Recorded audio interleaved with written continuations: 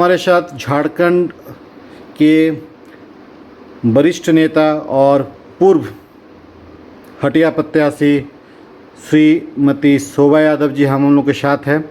आज शोभा यादव जी से खास बात करेंगे झारखंड के स्वास्थ्य व्यवस्था के बारे में। मैडम, आप जो हाल के दिन में आप जो घटनाएं घट रही है व स्वास्थ्य विभाग जिस तरह कार्य कर रही है उससे आप संतुष्ट हैं? सबसे पहले तो हमारा नमस्कार।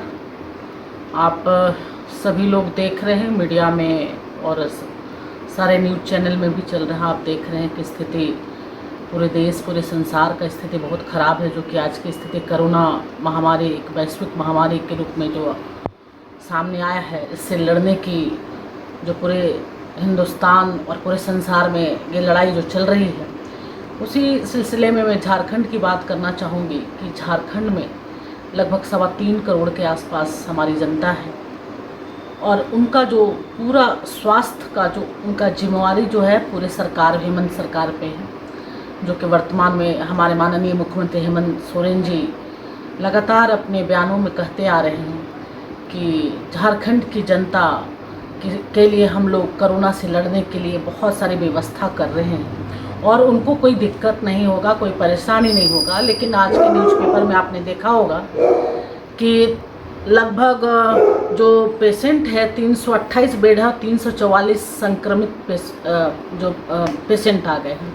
तो उन मरीजों का इलाज कहाँ होगा? आप देख रहे हैं बेड की कमी है, हॉस्पिटल में जाने के बाद बेड नहीं मिल रहा है। और कुछ न्यूज़पेपर में मैंने देखा कि उसमें दिया है कि वीआईपी लोगों के लिए उनको इलाज हो रहा है और बाकी जो बहुत ज़्यादा एक्टिव केसेज है उनका भी वहाँ ना तो जांच हो पा रहा और ना ही इलाज हो पा रहा। लोग सदर हॉस्पिटल देखे, रांची के सदर हॉस्पिटल, जबकि यहाँ की राजधानी है, झारखंड की राजधानी, वहाँ लोग लाइन लगा के खड़े हैं टेस्ट करने के लिए। 2 दिन 3 दिन 1 सप्ताह तक उनका रिपोर्ट नहीं आ रहा।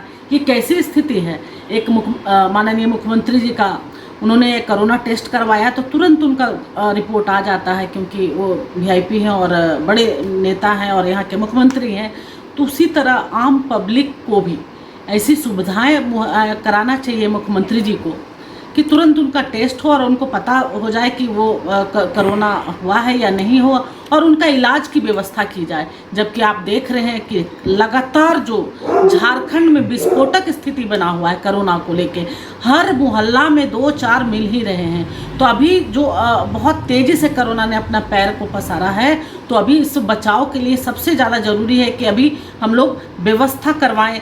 तो ये सरकार की जिम्मेवारी बनती है कि आज झारखंड के 3.25 करोड़ जनता अगर मान ले वो इलाज बीमार पड़ते हैं तो इसके इलाज की व्यवस्था कैसे करें। तो आपने देखा कि बेड जब का व्यवस्था नहीं कर पा रहे हॉस्पिटल में, तो फिर कैसे होगा? तो ये सरकार को ध्यान देना चाहिए। हर मोर्चे पे जो बयान कथनी और करनी में बहुत फ़र्क है। जो कहते हैं हमारे माननीय मुख्यमंत्री हेमंत सोरेन जी, वो देखने के लिए धरातल पे नहीं। मैडम, आप नेता लोगों का तो काम है कि एक दूसरे पे आरोप करना, ठीक है। अब जनता सजग नहीं है, जनता को फ्रीडम दिया गया कि आप जाइए बाजार कीजिए, लेकिन कम्युनिटी स्प्रेड करने में जनता का भी रोल सबसे ज़्यादा है। एक सरकार क्या कर लेगी, एक मुख्यमंत्री क्या कर लेगी? आप तो बोल रहे हैं कि भाई मुख्यमंत्री नाकाम हो गए। जनता अब बाज़ार में जाके देखिए, एक दूसरे सटे हुए हैं, जैसे लगता है कुछ हुआ ही नहीं पूरे दुनिया में। तो आप सरकार को क्यों दोष देते हैं मैडम? आप तो एक खुद राजनीति में सक्रिय हैं और आप जनता को जानते हैं। उसके लिए बहुत ज़रूरी है कि आप लोगों को जागरूक कीजिए और नहीं हो तो कड़ाई से पालन कीजिए। क्या लॉकडाउन की बात जहाँ तक आपने कहा, अगर आपको लगता है कि यहाँ की जनता के हित में है लॉकडाउन, तो उसको पूर्ण रूप से लॉकडाउन कीजिए। और अगर आपको लगता है कि यहाँ की जनता नहीं समझ पा रही है तो उसको जागरूक करने की कोशिश कीजिए, बतलाइए। लेकिन आपकी जिम्मेवारी है कि यहाँ के 3.25 करोड़ जनता की रक्षा आपके हाथों में, इसलिए आपको उस पर तो ध्यान देना ही होगा। मैडम, हेमंत सोरेन जी तो ऐसे सीएम हैं पूरे देश में जिसने पहले बार रेल से तेलंगाना से झारखंड में अपने झारखंड वासियों को लाया, पहला एयर लिफ्टिंग करवाया। तो इनको आप किस नज़रिए से देखते हैं?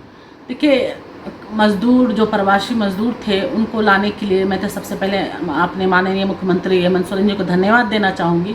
उन्होंने मज़दूरों को यहाँ पे लाया, लेकिन उसके बाद क्या? उसके बाद आप सुन रहे होंगे कि फिर से मज़दूर वापस जाने लगे हैं। उनकी व्यवस्था आपने किया?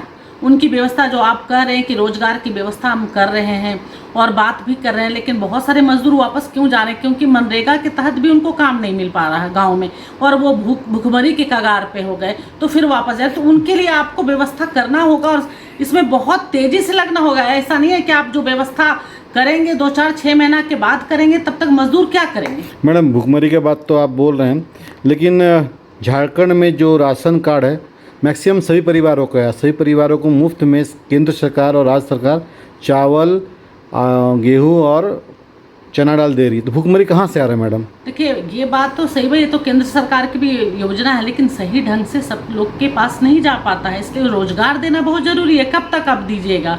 उसको रोजगार देना जरूरी है। तो उसके लिए, उसके तहत आप जितनी जल्दी कर सकते हैं रोजगार के लिए, प्रवासी मजदूर जो यहाँ आए हैं उसके लिए, तब वो जाके उनकी स्थिति सुधार होगा। ऐसे नहीं होगा आप मुफ्त में दे रहे हैं राशन, दे के वो बैठ के खाएंगे, कितने दिन खाएंगे? कुछ ना कुछ तो उनको काम चाहिए। तो उसके लिए बहुत ज़रूरी है कि सरकार ध्यान दे। ये थे हमारे साथ झारखंड के हटिया विधानसभा के पूर्व प्रत्याशी श्रीमती शोभा यादव जी। अगले मुलाकात में कुछ गहरे विषय में इनसे बात किया जाएगा, उनसे राय लिया जाएगा। नमस्कार।